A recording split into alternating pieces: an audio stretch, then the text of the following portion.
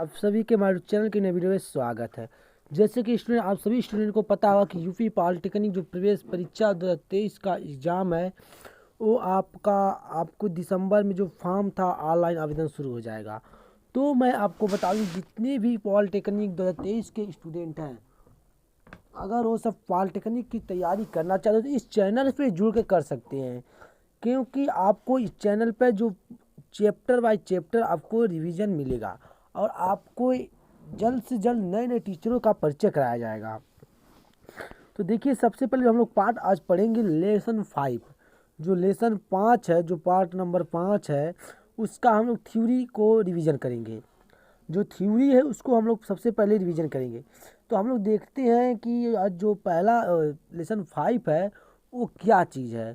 तो लेसन को स्टार्ट करने से पहले, थ्योरी को स्टार्ट करने से पहले, जितने भी स्टूडेंट इस वीडियो को देख रहे हैं चैनल को सब्सक्राइब कर लें और लाइक और एक शेयर भी कर दें और प्यारा सा कमेंट दें कि हमारा वीडियो कैसा लगा। तो चलिए वीडियो को स्टार्ट करें। तो देखिए, रेडियो एक्टिविटी तथा नाभिकीय ऊर्जा हम लोग आज पढ़ेंगे। रेडियो एक्टिविटी तथा नाभिकीय ऊर्जा। देखिए, नाभिकीय ऊर्जा रेडियो एक्टिविटी क्या है। देखिए, आपको यहाँ से एक प्रश्न बनेगा। पहला प्रश्न आपको यहाँ से मिल गया, और जो आपको यहाँ पे मिल रहा है पहला प्रश्न जो यहाँ पे रेडियो एक्टिविटी की खोज किसने की थी। रेडियो एक्टिविटी की खोज किस वैज्ञानिक ने की थी, आपको बताना है। अब रेडियो एक्टिविटी की खोज किस वैज्ञानिक ने की थी और रेडियो एक्टिविटी खोज किस सन में हुआ था। आपको यहाँ से दो प्रश्न बन गया। पहला प्रश्न है रेडियो एक्टिविटी की खोज किसने की थी और किस सन में किया गया था। तो आपको बताएंगे। देखिए, अभी जब मैं थ्योरी पढ़ाऊंगा तो मैं आपको बताऊंगा रेडियो की एक्टिविटी की खोज किसने की थी और किस सन में किया गया था। तो चलिए हम लोग थ्योरी ऑप्शन को स्टार्ट करते हैं। तो देखिए, सबसे पहले आप लोग हेड ही डालेंगे रेडियो एक्टिविटी। इंग्लिश में भी डालेंगे रेडियो एक्टिविटी, लेकिन इंग्लिश से कोई ना मतलब नहीं होता है। अगर आप एग्ज़ाम में बैठ रहे हैं तो एग्ज़ाम में आपको इंग्लिश और हिंदी दोनों मिलेगा, लेकिन जितना बेटर मेरे हिसाब से पड़ता है कि सबसे बेटर हिंदी होता है, हिंदी ही होता है। जितनी भी अगर आप चैनल पे देख रहे हैं, यूट्यूब पे बहुत से सारे चैनल हैं यूपी पॉलिटेक्निक की तैयारी कराई जाएगी, लेकिन सब में हिंदी ही कराई जाएगी, लेकिन हमारे हिसाब से हिंदी ही बेटर पड़ेगा। तो आप उतना इंग्लिश में ध्यान मत दीजिए। तो देखिए, हम लोग चलिए पहले आप रेडियो का हेडिंग डाल देंगे, अब उसके आप नीचे लिखेंगे रेडियो एक्टिविटी की खोज 1896 ईस्वी में हेनरी बैकुलर ने की थी।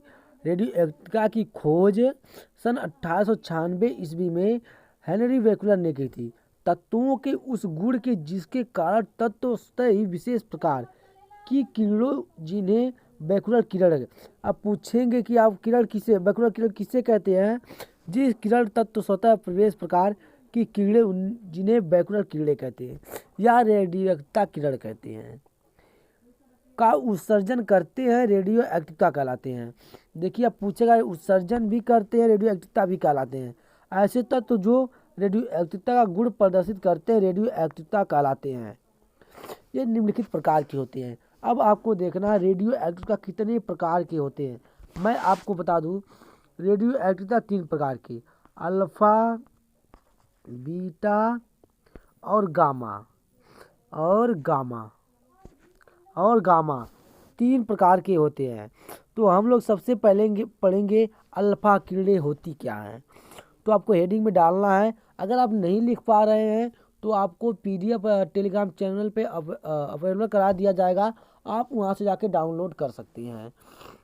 तो देखिए, आपको यहाँ पे मिलेगा अल्फा किरणें। अल्फा किरणें में आपको देखिए, जो पहला आपको हेडिंग मिल रहा है, ये किरणें चुंबकीय तथा विद्युतीय क्षेत्र में विक्षेपित हो जाते हैं। जो ये किरणें होती हैं ये विद्युतीय क्षेत्र में विक्षेपित हो जाती हैं। इन किरणों का कण आवेश, इन किरणों के कण धना आवेशित होते हैं। जो इन किरणों का कण होता है, अब मान लीजिए कोई किरण है, उसका जो छोटा छोटा कण होता है, ये सब टोटल होंगे धन आवेशित होंगे। क्या होंगे? धन पर आवेश होंगे। अतः ये किरणें आवेशित प्लेट की ओर आकर्षित कर, जो एक किरणें होती हैं ये ऋण आवेश, जो ऋण आवेश होता है, जो ऋण आवेश मतलब ये ऋण का आवेश है, इसकी तरफ आकर्षित होती हैं, मतलब इसके तरफ खिंचाव करती हैं। देखिए अब इनके जो गुण हैं, इनके गुण मुख्य गुण क्या है, आपको इस गुण को ध्यान से पढ़ना है, क्योंकि आपको इस पे भी क्वेश्चन बहुत सारे पूछे जाएंगे। तो देखिए इन किरणों के प्रत्येक कण पर 2 इलेक्ट्रॉन या तुल्य आवेश होता है। इन किरणों के प्रत्येक कण पर 2 इलेक्ट्रॉन के तुल्य आवेश होता है, अतः यह द्वि आवेश युक्त हीलियम आयन होते हैं। क्या होते हैं? द्विक आवेश युक्त हीलियम आयन होते हैं। इनके प्रत्येक कण का द्रव्यमान हाइड्रोजन परमाणु या प्रोटॉन द्रव्यमान के 4 गुना होता है। अब जो कण का द्रव्यमान हाइड्रोजन के परमाणु या प्रोटॉन के द्रव्यमान का 4 गुना होता है। कितना होता है? 4 गुना होता है। इन किरणों में गैस या आयनित करने की क्षमता बहुत अधिक होती है। जो एक किरण है, इनमें गैसों को आयनित करने की क्षमता बहुत ज़्यादा होती है। कितना होती है? बहुत अधिक होती है, अधिक मात्रा में पाई जाती है। इन किरणों का वेग प्रकाश के वेग का 1/10 गुना होता है, मतलब 1/10 होता है। इन किरणों का वेग प्रकाश के वेग का 1/10 होता है। कितना होता है? 1/10 होता है। ये किरणें कुछ पदार्थ जैसे हीरा, जंग, सल्फाइड आदि पर पड़ने वाले प्रतिदीप्ति उत्पन्न करती हैं। इन किरणें कुछ पदार्थ जैसे हीरा, जिंक, सल्फाइड आदि पर पड़ने वाले प्रतिदीप्ति उत्पन्न करती हैं। इन किरणों की भेदन क्षमता बहुत कम होती है। ये जो किरण होती है, इनकी जो भेदन क्षमता होती है बहुत कम। कितना होती है? 0.1 मिलीमीटर होती है। कितनी होती है? 0.1 मिलीमीटर होती है। देखिए 0.1 मिलीमीटर मोटाई की एल्युमिनियम की चादर को भी भेद नहीं पाती है। अब बताइए, एल्युमिनियम की एक चादर है, मान लीजिए एल्युमिनियम की चादर है, इसकी जो मोटाई है वो 0.1 मिलीमीटर है। कितनी है? 0.1 मिलीमीटर। इसको भी नहीं भेद पाती है, यह इसको भी नहीं भेद पाती है। और आपको एक नीचे लिखना है हेडिंग में नोट पॉइंट्स, महत्वपूर्ण पॉइंट यहाँ लिख लेना है। एक अल्फा का आपको लिखना है, एक अल्फा कण का वास्तविक द्रव्यमान 6.64 इंटू 10⁻14 ग्राम होता है। अब आपकी आती है बीटा किरणें क्या होती है। बीटा किरणें क्या होती हैं? इन किरणों के प्रत्येक कण पर ऋण आवेश होता है। जो इन किरण होते हैं, इन किरणों पर प्रत्येक कण पर ऋण आवेश होता है, इसलिए ये किरणें धनावेशित प्लेट की ओर आकर्षित होती हैं। इन किरणों का गुण निम्न। जो एक किरणों के देखिए आपको यहाँ पर है, पहले इसका हेडिंग डाल लेंगे कि बीटा किरणें होते क्या हैं। इन किरणों के प्रत्येक गुण पर ऋण आवेश होता है, इसलिए ये किरणें धनावेशित प्लेट की ओर आकर्षित होती है। बस। अब आप में आती है इनके जो महत्वपूर्ण इनके जो गुण हैं वो क्या हैं। ये ये किरणें चुंबकीय तथा विद्युतीय क्षेत्र में विक्षेपित हो जाती हैं। बीटा कण कैथोड किरणों की भांति इलेक्ट्रॉन से बने होते हैं। इन किरणों में का वेग प्रकाश के वेग के 9/10वां भाग होता है। कितना होता है? 9/10वां भाग होता है। बीटा किरणों के कणों में गैसों को आयनित करने की क्षमता अल्फा कणों से कम होता है, लेकिन इन भेदन क्षमता अल्फा कणों की अधिक होता है। जो इनका भेदन क्षमता होता है वो अल्फा कणों से बहुत अधिक होता है। गामा किरणें क्या होती हैं? अब आपको ध्यान देना है, गामा किरणें होती क्या हैं। गामा किरण होता क्या है? तो देखिए, आपको हम लोग सबसे पहले पढ़ेंगे गामा किरणें। इन किरणों के कणों पर कोई आवेश नहीं होता है, अतः यह विद्युतीय क्षेत्र में विक्षेपित नहीं होती है। अब देखिए, आपको यहाँ पे सेटिंग समझना है कि इन किरणों के कणों पर कोई आवेश, मतलब कोई आवेश चार्ज नहीं होता है, अतः यह विद्युतीय क्षेत्र में विक्षेपित नहीं होती। यह विद्युतीय क्षेत्र में भी विक्षेपित नहीं होती हैं। क्या चीज़ है कि ये विद्युतीय जो क्षेत्र है इसमें भी विक्षेपित नहीं होती हैं। तो देखिए इसका जो गुण है ये क्या है हम लोग देख लेते हैं इसे। ये किरणें चुंबकीय क्षेत्र में विक्षेपित नहीं होती बल्कि सीधे निकल जाती हैं। देखिए जो गामा किरणें हैं चुंबकीय क्षेत्र में विक्षेपित नहीं, लेकिन वो सीधा मान लीजिए अगर आपको यहाँ पे कर रख दिए हैं तो इसके बीच आकर नहीं, ये सीधा निकल जाएगा, यहाँ कर सीधा यहाँ से चलेगा, यहाँ से चलेगा और सीधा यहाँ आ जाएगा। ये चीज़ होता है। ये किरणें विद्युतीय तरंगों के समान दूरी भेदी होती हैं। जो एक किरण होती हैं तरंग के समान दूरी भेदी होती है। इन किरणों की भेदन क्षमता अल्फा बीटा किरणों से बहुत अधिक होता है। जो गामा किरण होती है इनकी भेदन क्षमता अल्फा बीटा से अधिक होता है। ये किरणें लोहे की 30 सेंटीमीटर चादर को भेद सकती है। अब आपको मैं बता दूं, ये जो लोहे की किरण है, लोहे की चादर है, ये 30 सेंटीमीटर मोटा है। क्या है? 30 सेंटीमीटर मोटा है। इसकी भेदन क्षमता को ये भेद सकती है, जो भेद सकती है, जो इसकी भेदन क्षमता है इसको भेद सकती है। इन किरणों में गैसों की आयनित करने की क्षमता बहुत कम होती है। ये जो गामा गैस होती है, इनको गैस को आयनित करने की क्षमता बहुत मतलब एकदम पॉइंट में कम होता है। इन किरणों का वेग प्रकाश के वेग के लगभग बराबर होता है। तो देखिए आपको यहाँ से पूछेगा किरण किरणों का वेग प्रकाश के वेग के लगभग के बराबर होता है। पहला यहाँ पे आपको तीसरा क्वेश्चन मिल गया। तीसरा क्वेश्चन आपको यहाँ से मिलेगा कि किन किरणों का वेग प्रकाश के वेग के लगभग बराबर होता है। आप कौन सा ऑप्शन देंगे? गामा किरण। रेडियो एक्टिविता विघटन का सिद्धांत। अभी यहाँ पे देखिए रेडियो एक्टिविता विघटन का सिद्धांत जो है, आपको इस पर कुछ, इसको बहुत इम्पोर्टेंट चीज़ है, इसको आपको ध्यान से देखना है। तो देखिए आपको यहाँ पे मिल रहा है, इन सिद्धांत के अनुसार रेडियो एक्टिविता एवं नाभिक गुण हैं। इनकी अस्थायी नाभिक वाले परमाणु अल्फा बीटा तथा गामा किरणों का उत्सर्जन करके तब यह विघटित होती रहती हैं जब तक कि यह अस्थायी नाभिक में परिवर्तित ना हो जाए। जो अल्फा गामा और बीटा किरण है उत्सर्जन कर मतलब तब तक विघटित होती रहती हैं जब तक इन्हें कोई अस्थायी नाभिक में मतलब अस्थायी नाभिक ना मिल जाए। अब अल्फा उत्सर्जन होता क्या है? देखिए अल्फा कण हीलियम का नाभिक होता है। जो अल्फा कण होता है ये हीलियम का एक नाभिक होता है। अतः इसके उत्सर्जन से परमाणु द्रव्यमान में 4 इकाई की तथा परमाणु क्रमांक में 2 इकाई की कमी होती है। अब आपको यहाँ पे इसको समझना है, जो परमाणु द्रव्यमान है इसमें 4 इकाई तथा परमाणु क्रमांक में 2 इकाई की कमी होती है। अब आपको उदाहरण इसका मैं एक आपको दे रहा हूँ, देखिएगा यहाँ पे आपको 92 है और यूरेनियम यहाँ पे 238 है।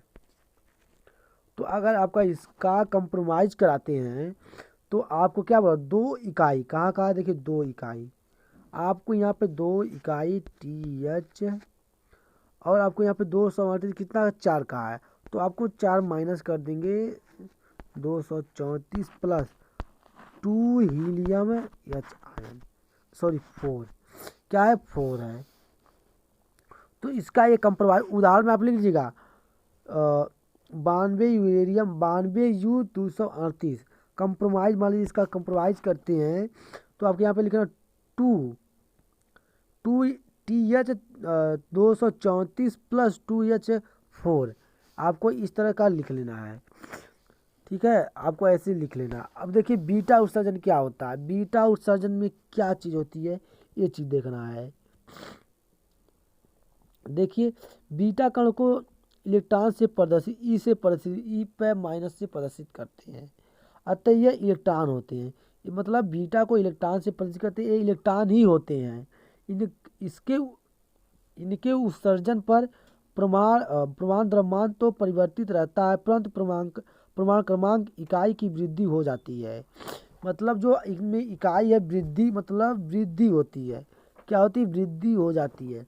अब देखना आपको यहाँ पे वृद्धि का क्या चीज़ है। यहाँ पे आपको 90 दिया है, TH दिया है, वहाँ पे जो आपने भी कंप्रोमाइज़ किया उसका रिजल्ट दिया है और 234। अब आपको यहाँ पे होगा, यहाँ पे इसका कंप्रोमाइज़ करते हैं 91, यहाँ पे 1 की वृद्धि कर दिया है और पोटेशियम 234 प्लस इसको -1E प्लस -E1, इसको इस तरह का लिखते हैं। अब देखिए आपको आता है निकलने वाले अल्फा किरणों की संख्या द्रव्यमान। अब आपको इसे लिखना है कि सूत्र के हिसाब से इसको डाल के लिखिएगा कि निकलने वाले अल्फा किरणों की संख्या बराबर द्रव्यमान संख्या में परिवर्तन बटे 4। निकलने वाली बीटा किरणों की संख्या बराबर निकलने वाली बीटा किरणों की संख्या बराबर 2 गुणे 1 माइनस प्रमाण क्रमांक में परिवर्तन, मतलब प्रमाण क्रमांक में परिवर्तन। इस पे आपको एक प्रश्न अभी लगेगा, आगे दिखाया जाएगा। अब आता है गामा किरणें, गामा उत्सर्जन। देखिए अब आपको पढ़ना गामा उत्सर्जन।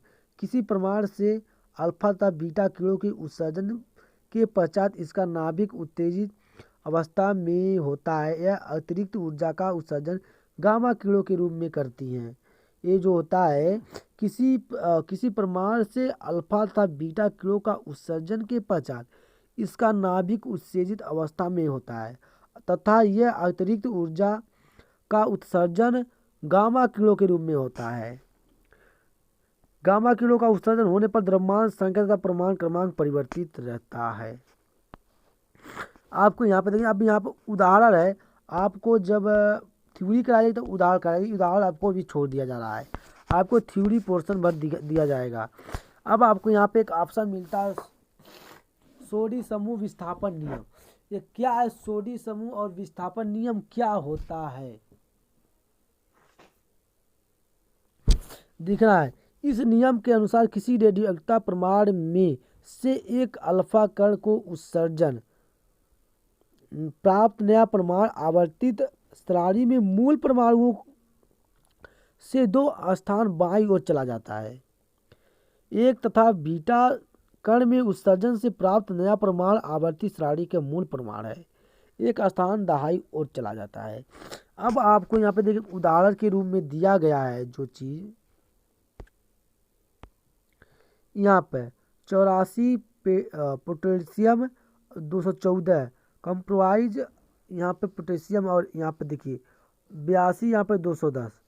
आपको देखिए अब कहा गया है, जैसे कि आप इसमें पढ़े हैं, बीटा किरण में पढ़े हैं कि 1 इकाई वृद्धि की थी है, तो इसमें दहाई वृद्धि होती है, इसमें इकाई वृद्धि हो रही है। तो आपको इसमें देखिए दहाई, यहाँ पे ये देखिए, यहाँ पे जो पहला आपको मैं बताया था कि यहाँ पे था 92U 238, इसका कंप्रोमाइज करते हैं आप तो 90TH 234 और प्लस 2 हीलियम। क्या होता है? 2 हीलियम, ये चीज़ होती है। आपको यहाँ पे इसको नोट कर लेना है, इस उदाहरण को आपको देखिए नोट कर लेना है। किस उदाहरण को? इस वाले को। अब इसको भी नोट कर लेना है। आपसे मैं बताया ना कि एक इकाई की वृद्धि के लिए देखिए आप यहाँ पे 82 तो यहाँ पे 83 कर दिया गया, और यहाँ पे जो चीज़ मैं आपको यहाँ पे पोजीशन बताया है, तो आपको यहाँ पे देखिए, यहाँ पे ये चीज़ें हैं, इतना महत्वपूर्ण है, इसको छोड़ देना है। अब आपको चले आना है यहाँ पर, ये देखिए सारे उदाहरण को आपको छोड़ देना है। अब आपको यहाँ पे आना है, आपको किस पर आना है? अर्ध आयकाल। अर्ध अवायु होती क्या चीज़ है, आपको इस पर आना है। तो आप अर्धवायुकाल पे आते हैं तो देखते क्या होता है। किसी रेडियोएक्टिव तत्व के द्रव्यमान की आधी मात्रा में विघटित होने पर जितना समय लगता है उसी तत्व का अर्धवायुकाल कहते हैं। अर्धवायुकाल किसे कहते हैं? अर्धवायुकाल किसे कहते हैं? किसी रेडियोएक्टिव तत्व की आधी मात्रा की विघटित होने में जितना समय लगता है उसे उस तत्व का अर्धवायुकाल कहते हैं। जैसे T/1/2 से प्रदर्शित करते हैं तथा यहाँ पदार्थ की मात्रा यन के बीच संबंध होता है। तो आपको देखिए यहाँ पे मैं बता दे रहा हूँ, n बराबर n0 इंटू 1/2 T बराबर T1 T2 T into n। इस फार्मूले को आपको लिख लेना है, क्योंकि इस पर प्रश्न लगते हैं, इस पे आपको प्रश्न हल कराए जाएंगे। अब देखिए आप एन क्या, ये एन क्या है, ये वाला एन प्रारंभिक मात्रा है, टी क्या है, पूर्ण समय है, एन क्या है, अर्ध आयु काल की संख्या है। तो गणितीय रूप से अर्ध आयु बराबर, देखिए आपको यहाँ पे ये मिल गया। इस सूत्र को हल कर लेना है, किसको हल कर लेना है, इस वाले सूत्र को हल कर लेना है, इस वाले को हल, इसको आपको नोट कर लेना है। इस पे भी मेन पॉइंट है। अब जो रेडियो एक्टिवता होती, मतलब जो अर्ध आय होती है, उसकी प्रारंभिक मात्रा पर निर्भर, रेडियो एक्टिवता की प्रारंभिक मात्रा पर स्थित नहीं करती है, आपको इसको ध्यान देना है। अब यहाँ पे देखिए जितने भी आपको उदाहरण आपको हल कराए जाएंगे। अब आइए मध्य या औसत जीवन का काल। मध्य और औसत जीवन का काल क्या होता है, ये चीज़ आपको करना है।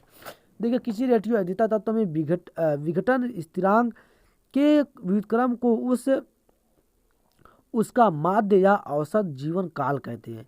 जीवन काल किसे कहते हैं, किसी रेडियो एक्टिवता तत्व के विघटन स्थिरांक के व्युत्क्रम को उस माध्य या औसत का जीवन काल कहते हैं। क्या कहते हैं, जीवन काल कहते हैं। अब देखिए यहाँ पे लैम्डा बराबर 1/r। अब लैम्डा बराबर t/2, t/1 बराबर, आप यहाँ से देखिए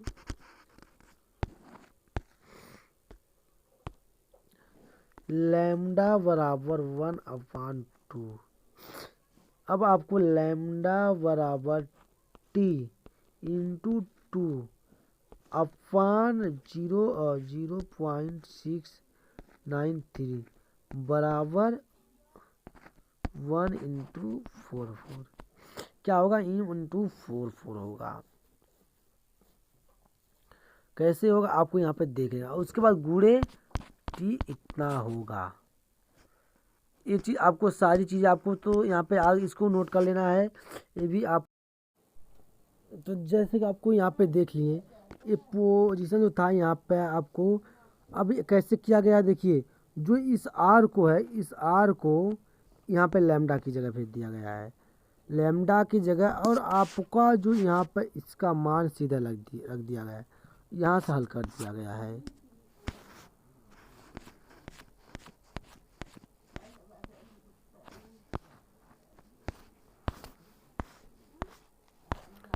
अब आता आपको कृत्रिम त्वरण। किन्हीं तीव्रगामी किरणों की बौछार कराकर किसी पदार्थ की अस्थायी नाभिक में विघटित करके एक से अधिक नाभिक में परिवर्तित करने की प्रक्रिया को कृत्रिम त्वरण या कृत्रिम विघटन कहते हैं। आपको कृत्रिम विघटन किसे कहते हैं ये तो अब पता चल गया होगा। अब कृत्रिम विघटन का हम लोग एक देखते हैं, उदाहरण कोई देख लेते हैं। 4VEn+2H4, यहाँ पर इसका हम कंप्रोमाइज़ करेंगे 6C12+ON, ठीक ना। जो इसका इस उदाहरण को नोट कर लेना, इसको अभी मैं बाद में जब प्रश्न आएंगे तो दिखाऊंगा। देखिए कृत्रिम रेडियो एक्टिवता क्या होती है, वह प्रक्रिया जिनमें एक अस्थायी तत्व कृत्रिम विघटन द्वारा रेडियो एक्टिवता तत्व में परिवर्तित हो जाता है, कृत्रिम रेडियो एक्टिवता कहते हैं। कृत्रिम रेडियो एक्टिवता किसे कहते हैं तो आपको पता चल गया। तो आपको देखिए इस उदाहरण को नोट कर लेना है, इसको नोट करना, मैं बाद में इसको समझा दूंगा। लेकिन यहाँ पर 13Al+2HE4, ये तो चीज़ें आपको समझ में आ गई। तो आपको जो यहाँ पे था समझ में आ गया, इसको इस तरह से देख लिया है। नाभिकीय ऊर्जा प्राप्त करने की विधियाँ, जो नाभिकीय ऊर्जा उसको प्राप्त करने की विधियाँ क्या होती हैं, ये सारी चीज़ इतना महत्वपूर्ण नहीं है, वो उतना थोड़ा बहुत है, भी दिखा दे रहा हूँ आपको, एक बार दोहरा के दिखा दे रहा हूँ। देखिए यहाँ पर वह प्रक्रिया जिनमें एक भारी नाभिक दो छोटे टुकड़े असमान नाभिकों में टूटा जाता है तथा अपार ऊर्जा उत्पन्न करता है, नाभिकीय विखंडन कहलाता है। इस प्रक्रिया को सर्वप्रथम ऑटो हान व एफ स्टामैन ने बताया। मतलब आपको पूछेगा नाभिकीय विखंडन प्रक्रिया को किस वैज्ञानिक ने सर्वप्रथम बताया था, तो आप कहेंगे ऑटो हान एफ स्टासमैन ने बताया था। इसका भी जो उदाहरण है आपको, इसका जो भी उदाहरण है यहाँ पर देखिए, यहाँ पे यूरेनियम और न्यूट्रॉन, बेरिलियम और क्रिस्टल और न्यूट्रॉन। यहाँ पे यूरेनियम जो 96 है और इसकी इकाई दहाई जो है 235 है। इस अभिक्रिया में फलस्वरूप उत्पन्न नाभिकीय ऊर्जा कहलाती है। नाभिकीय विखंडन में दो प्रकार की श्रृंखलाएं होती हैं। कौन कौन सी श्रृंखलाएं होती हैं आपको इसको देख लेना है। अनियंत्रित श्रृंखला अभिक्रिया, ये क्या होता है? परमाणु बम नियंत्रित श्रृंखला अभिक्रिया का उदाहरण है। यह अभिक्रिया विनाश की घोटक है। अब नियंत्रण श्रृंखला अभिक्रिया क्या होता है?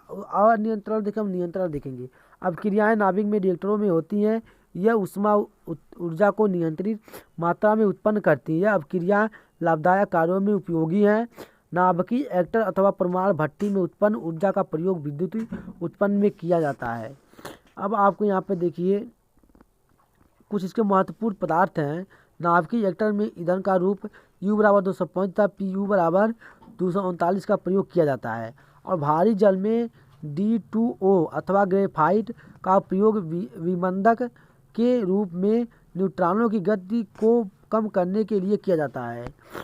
कैडमियम अथवा बोरान की छड़ें न्यूट्रॉन में आवेशित कण लेती हैं, अतः इनका प्रयोग विखंडन की प्रक्रिया को नियंत्रित करने के लिए किया जाता है।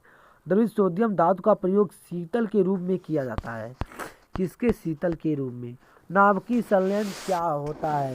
देखिए आपको इस पर कुछ प्रश्न बनते हैं। नाभिकीय संलयन क्या होता है? वह प्रक्रिया जिसमें कि दो या दो से अधिक हल्के तत्व को नाभिक परस्पर संदेह करके भारी नाभिक का निर्माण करते हैं, नाभिकीय संलयन कहलाते हैं। हाइड्रोजन बम सूर्य की ऊर्जा, जैसे आप हाइड्रोजन बम लिए और सूर्य की ऊर्जा लिए, हाइड्रोनियम और हीलियम, यहाँ पे ऊर्जा देखिए आपको यहाँ पर 1 और 2 हीलियम यहाँ से कंप्रोमाइज किया गया है सारी चीज़ें को। जिस उच्च ताप पर नाभिकीय संलयन अभिक्रिया होती है उस ताप पर परमाणु के सभी इलेक्ट्रॉन अपने अपने परमाणुओं में अलग अलग होकर फैल जाते हैं। फलस्वरूप नाभिकीय तथा मुक्त इलेक्ट्रॉनों का मिश्रण शेष रहता है। इसे प्लाज्मा कहते हैं। इसको प्लाज्मा भी कहते हैं। रेडियो समस्थानिकों का उपयोग, किसी तत्व के वे समस्थानिक परमाणु जो रेडियो एक्टिविटी का गुण प्रदर्शित करते हैं, रेडियो एक्टिविटी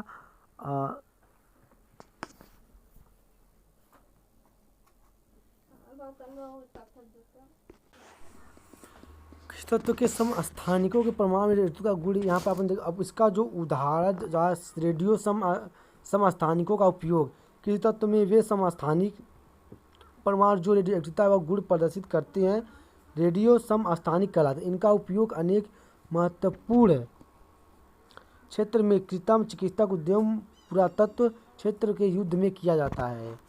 अब यह उदाहरण जो कोबाल्ट में समस्थानिक 27CO60 का उपयोग में मस्तिष्क के उत्पन्न ग्रंथियों में ब्रेन ट्यूमर्स को मिटाने में किया जाता है।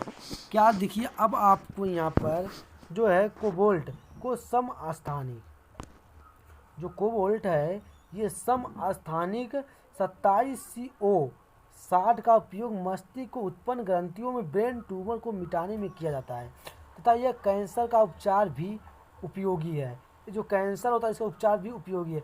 रेडियोधर्मिता में सोडियम Na-24 के द्वारा शरीर में रक्त प्रवाह का वेग मापन में भी किया जाता है। I-131 का प्रयोग थायराइड ग्रंथि की क्रियाशीलता ज्ञात करने के लिए किया जाता है। C-14 का उपयोग पुरानी वस्तुओं को वायु निर्धारित में किया जाता है। अब आपको यहाँ पे मिलेंगे कुछ महत्वपूर्ण, देखिए यहाँ पे महत्वपूर्ण बातें आपको इसमें से कुछ पूछा जाएगा। तो देखिए आपको यहाँ पे पहला ऑप्शन है, नाभिकीय संलयन में प्राप्त नाभिक का द्रव्यमान पूर्व द्रव्यमान से कम होता है तथा द्रव्यमान में जो कमी होती है वह E बराबर